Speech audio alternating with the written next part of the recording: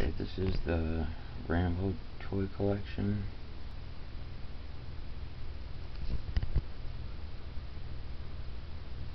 Got the Savage Strike headquarters.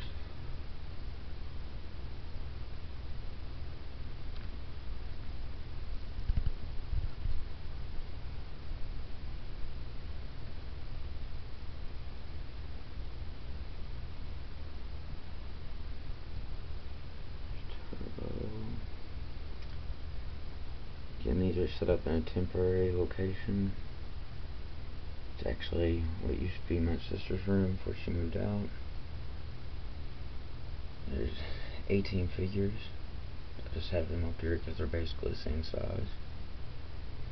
Chuck Norris in a POW cage. Also have an AWA wrestler. I have all but one of the figures from Series 1 Rambo.